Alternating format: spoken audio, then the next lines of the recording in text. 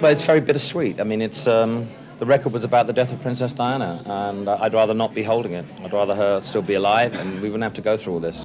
That's Elton John talking about the highest-selling single since modern charts began. A song that raised millions for charity, dominated charts for months, and moved the entire world to tears. Yet he's performed it exactly once. We're breaking down why Elton refuses to play Candle in the Wind in front of Prince William and Prince Harry, the emotional weight behind that decision, and the moment that changed everything. Stick around till the end for the surprising request Prince Harry made that Elton turned down flat. The footage comes from multiple interviews: Barbara Walters in 1997, 60 Minutes Australia in 2004, and intimate sit-downs where Elton opened up about his friendship with Princess Diana and the song that became both his biggest hit and his most painful memory. These aren't just casual conversations. This is Elton reflecting on one of the most public moments of grief in modern history and why he'll never recreate it. Here's the story behind the song Elton John refuses to play live. Before we get to the funeral, you need to understand just how close Elton and Diana really were. And it started with one of the most bizarre nights of Elton's life. You played at Prince Andrew's 21st? Yes, at Windsor Castle. And it was terrifying because we came on stage and there was these like 10 gold chairs that were empty, and we knew who they were there for. And you can't play something like that thinking, is it too loud? Are they going to like this? Are they going to blah, blah, blah? And I played before the royal family before, but it was still a terrifying experience. We played and I came down, I changed, and I was in a ballroom with a band and Diana Spencer. She wasn't Prince Charles's wife. She was all alone in this empty kind of ballroom. What happened next became legendary. Elton and Diana did a faux Charleston together. Then Princess Anne suggested they hit the disco. But here's where it gets truly wild. Dancing with Princess Anne thinking, you know what, I was born in a council house, this is very surreal.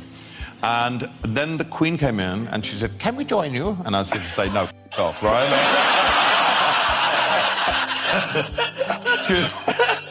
And they segued into Rock Around the Clock by Bill Haley, and I thought, this is ridiculous. Oh, is she a good dancer? She shifts around. She's pretty good. She shifts around with a handbag on her arm. Because the Queen's going like, dun, dun, dun, dun, dun. And it was one of the most, to that point, surreal moments of my life. Dancing with the Queen of England to Bill Haley at Windsor Castle. That's how this friendship started. Elton later described Diana as someone he could be his true self around, away from the pressures of their intrusively public lives. They became genuine friends, gossip partners, dinner party regulars, confidants in a world that demanded perfection from both of them. Fast forward to 1997. Elton and Diana had just been through a rough patch, a falling out that left them estranged. But they reconciled, and their last meeting together, it wasn't at a palace or a party. He was one of my best friends. I will love him forever as a person who had so much life, so much genius. And he was coming to Nice to stay with me in August. I still have his flight. In my diary, I have his flight that he would come on. So for me, it's so sad, you know. And for the world, they lost a very creative, strong man, a creative genius. But for me, I lost more than that. I lost someone who I love very much. That's Elton talking about Gianni Versace, the fashion designer who was murdered in July 1997. At Versace's funeral, photos captured Diana comforting a distraught Elton, images that were featured prominently in news coverage throughout the world. It was the last time they'd see each other. 6 weeks later, Diana died in a car crash in Paris. She would have, no idea how much people loved her. She had I'm sure her periods of quite, desolate behavior and desolate feelings because you go any place you go, there's somebody following you with a camera, and that's very hard to put up with. People say, oh well, that's part and parcel. Let them try it. The paparazzi, the constant pursuit. Diana died following a paparazzi chase through the streets of Paris, and Elton didn't mince words about who was responsible.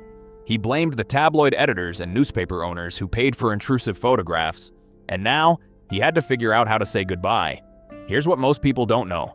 The royal family initially resisted the idea of Elton singing at Diana's funeral, and it was the unwavering support of the Dean of Westminster Abbey that proved to be the deciding factor. They thought the song might be too sentimental. They were wrong. I think originally we were talking about possibly writing a completely different song, but time was of the essence. So I suggested, I think it was me that suggested, why don't we just rewrite the lyrics to Candle in the Wind, because it seems appropriate. And so I just sat down and did it in probably half an hour. Half an hour. Bernie Taupin rewrote the lyrics in 30 minutes, changing Goodbye Norma Jean to Goodbye England's Rose.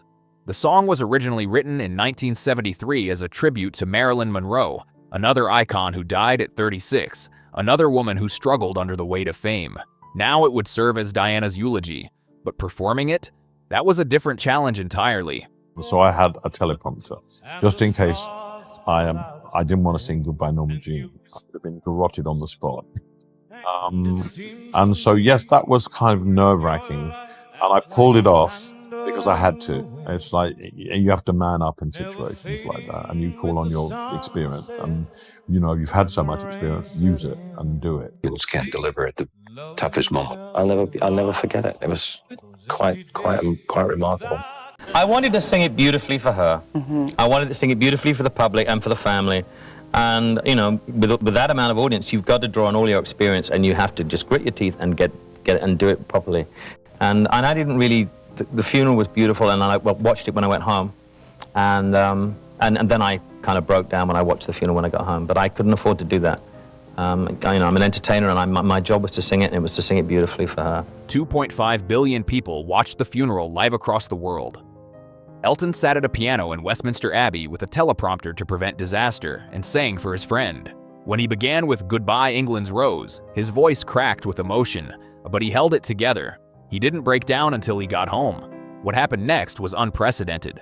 The single was released on September 13, 1997, and in the UK sold over 650,000 copies in the first 24 hours, becoming the fastest-selling record of all time in the UK charts. Record stores opened at midnight. People bought multiple copies.